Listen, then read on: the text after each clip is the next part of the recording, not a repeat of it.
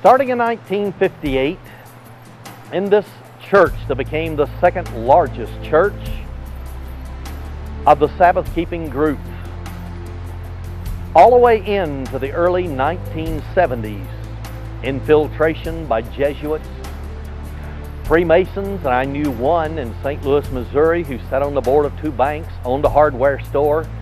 Every minister that came to town slept in his home, and he told the most filthy, dirty jokes that was embarrassing.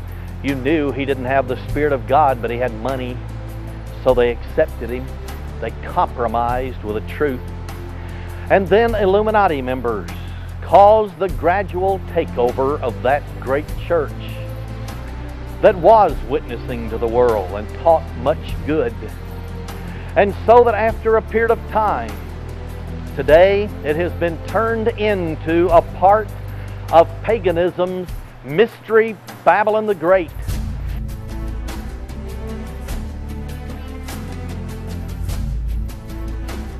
But the true saints of God left it. That's the way it always is. Read 3 John sometimes and see that the true church members, when infiltrators come in, they cast out the true church members with the Spirit of God and take over the physical assets for themselves.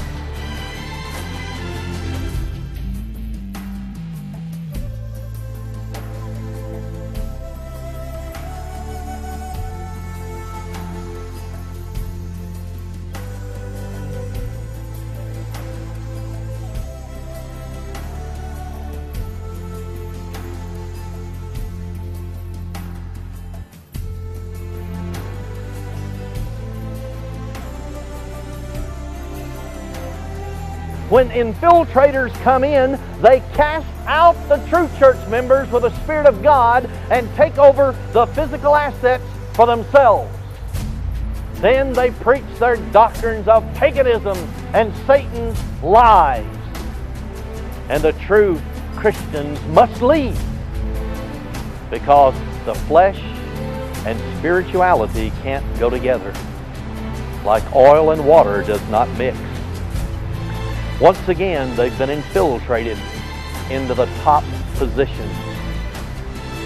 I want to tell you, as the Church of God Evangelistic Association, as long as I place Jesus Christ as the head of this church, and never, never, never let any human being infiltrate and try to take over, then I will protect you from exactly what it is destroying the churches today.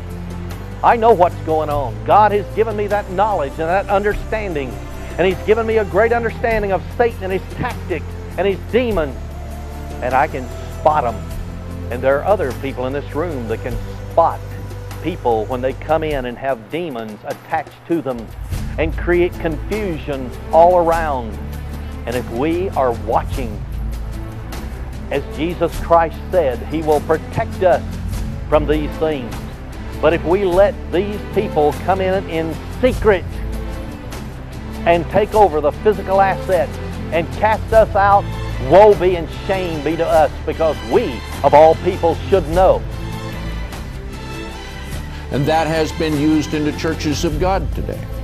And for those of you who have heard or seen or read about the Jesuit agenda for the Seventh-day Adventist Church, that is called neurological linguistic programming. And it's coming right from the pulpits of the churches of God. That's why the Jesuits like to infiltrate organizations that have hierarchies, because they can sit there and wait for years and then bring on all their destructive powers. Starting in 1958, all the way into the early 1970s, Infiltration by Jesuits, Freemasons, and then Illuminati members caused the gradual takeover of that great church that was witnessing to the world and taught much good.